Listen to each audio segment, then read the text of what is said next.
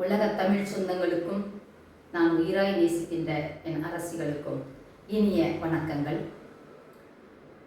தொடர்ச்சியாக அரசியல் முன்னெடுப்பை பற்றி உங்களோடு பேச வருகின்ற ஒவ்வொரு விடயம் சாதாரணமானது கிடையாது. காரணம், சங்க இலக்கியத்திற்கு முன்பிருந்தே முற்றிலுமாக நம்முடைய வரலாறுகள் மறைக்கப்பட்டு விட்டது. பொதுவாக தமிழ் சமூகத்தின் விடுதலைக்கு பேசி வந்த நாங்கள், தமிழ் சமூகத்தின் விடுதலை என்பது உண்மையாகவே பெண் விடுதலையை முன்னிறுத்தியதாக இருக்கும். ஆனால் இங்கே பெண் விடுதலை முற்றிலும் மாற்றாக மடைமாற்றப்பட்டு விட்டது. அதை நான் நிறைய பேசிவிட்டேன். இப்போது நான் பேச இருக்கின்ற இந்த விடயம், ஒரு சமூகத்தில் நடக்கின்ற குற்றங்களுக்கு முற்றிலும் முழுவதுமாக பெண்ணை மட்டுமே பேசக்கூடிய நிலை நாம் பரவலாக பார்த்து வருகின்றோம். நிறைய இடங்களில் தவறும் பெண்களை தவறுதலாக மிக கொடூரமாக விமர்சிக்கின்ற போக்கும் இங்கே இருக்கின்றது. இவை அனைத்திற்குமே எது காரணம் என்பதை இங்கே யாருமே நீங்கள் பேசவோ சிந்திக்கவோ மறுக்கின்றீர்கள். நாங்கள் பேராயுதங்கள், பெண் எனும் பேராயுதம், உயிராயுதம் ஏந்தி நின்ற களத்தில் கூட நாங்கள் சரிக்கு சமராக நின்று சமர் செய்தவர்கள். அப்படிப்பட்ட காலகட்டத்தை உருவாக்கி வாழ்ந்த இது கதை அல்ல, என்றோ நடந்த ஒரு விடயம் கிடையாது. நம் சமகாலத்தில் சம நாட்களில் நம் கண் முன்னால் நடந்த அந்த காவியம், அது ஒரு பெரும் வரலாறு. உலக வல்லாதிக்கத்துக்கு எதிரான ஒரு வரலாற்றில் பெண் எனும் பேராயுதங்கள் மிகச் சரியாக பயன்படுத்தப்பட்டதா இல்லையாப்பட்டது. அப்படின்னா நீங்கள் யாரை கொண்டாடுகிறீர்கள்? நீங்கள் சினிமா துறையில் இருப்பவர்களை கொண்டாடுகிறீர்கள். இன்னைக்கு என் அருமை மகள், தமிழ் சமூகத்தின் சொத்தாய் இருக்கின்ற கார்த்திகா, அந்த கார்த்திகாவை நீங்கள் மகளாக நினைக்கின்றீர்கள், கொண்டாடுகின்றீர்கள். இதே வாய் தவறும் ஒரு பிள்ளையை மிக தவறுதலாக சித்தரிக்கிறதா இல்லையா?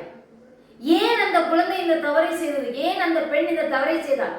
ஏன் இந்த சமூகத்தில் இப்படி ஒரு பெரும் குறைபாடு ஏற்படுகிறது? பெண் ஏன் இந்த விடயத்திற்கு விலங்காக நிற்கின்றாள்?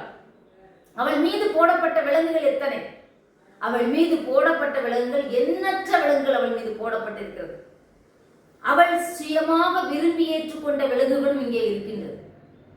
ஆணவ கொலை என்று வரும்போது ஒரு காலகட்டத்தை எங்களை கொன்றீர்கள், எங்களை கொன்று கொண்டாடினீர்கள். அது நடந்தது.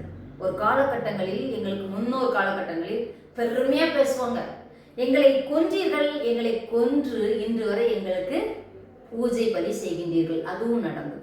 இன்று அதற்கு மாற்றாக இன்னொருவரை கொன்று அந்த பெண்ணை நிலைகுலை வைத்து இறுதி வரை அவளை இறுக்கத்தோடு வைத்து அவளை சுக்கு சுக்காக உடைத்தெறுகின்றீர்கள். ஆனால் தவறு யாருடையதென்றால், நீ உன் பிள்ளையை, உன் அரசியை, உன் வீட்டின் இளவரசி என்று சொல்கின்ற நீங்கள், இளவரசி என்றால் அதிகமாக செல்லம் கொடுப்பது, நினைத்ததையெல்லாம் வாங்கி கொடுப்பதற்கு பெயர் இளவரசி அல்ல. அனைத்து துறைகளிலும், அனைத்து கலைகளிலும், அனைத்து விதமான திறன்களையும் சொல்லி கொடுத்து உன்னுடைய வரலாறு, உன்னுடைய கலாச்சாரம், உன்னுடைய பண்பாடு, உன்னுடைய குடும்ப வரலாறு, உன்னுடைய குடும்ப சூழல், நீ என்னவாக அவளை மாற்ற விரும்புகிறாய், என்னவாக நீ அவளை பார்க்க விரும்புகிறாய், அவளுடைய தேடல் என்ன, இவற்றையெல்லாம் தெரிந்து கொண்டு வளர்க்க தவறும் தாய் தந்தையர் தானே ஆணவ படுகொலை செய்யப்பட வேண்டும். அதுதான் இந்த நிலத்தில் நடந்திருக்க வேண்டும். ஆனால் காலம் காலமாக நீங்கள் தூக்கும் அந்த பலிமேட்டின் அறிவாளுக்கு நாங்கள் மட்டுமே பலியாக. காரணம் என்ன? இதற்கு வட தமிழ்நாடு, தென் தமிழ்நாடு, வட இந்தியா, தென் இந்தியா விலக்கே கிடையாது. தென் இந்தியாவை விட, தென் தமிழ்நாட்டை விட வடக்கில் நடக்கும் அவலங்கள் அதிகம். அனைத்து விதமான அடக்குமுறைக்கும் எங்களுக்கு யார் எதிர் நிற்பது? எங்களுக்கு யார் துணை நிற்பது? எங்களுக்கு கிடைக்கக்கூடிய சொற்ப அதிகாரத்தை கூட எங்கள் பெயரால் ருசிப்பவர் யார்? ஒரு பஞ்சாயத்து தலைவருக்கு நிற்கக்கூடிய பிள்ளையை அதற்கு தயார் செய்யாமல் அவளை நிறுத்திவிட்டு அந்த பஞ்சாயத்து தலைவர் என்று பீற்றிக் கொள்பவன் யார்? ஒரு ஆண். கண் முன்னால் நீங்கள் பார்க்கிறீர்கள். ஒரு மாமன்ற உறுப்பினருக்கான பதவியில் போட்டியிடும் ஒரு பெண்ணின் அந்த பதவி காலத்தில், அந்த பதவியில் கையொப்பமிடும் ஒட்டுத்தாளாக மட்டுமே அவளை பயன்படுத்திவிட்டு அந்த பதவியின் அனைத்து விதமான கெட்ட பக்கத்தையும் செய்கின்றவன் யார்? ஒரு ஆண். அப்படி என்றால் தமிழ் சமூகம் பெண்ணை பேராளுமைகளாக உருவாக்க தவறுகின்றது என்பதுதான் என்னுடைய குற்றச்சாட்டு.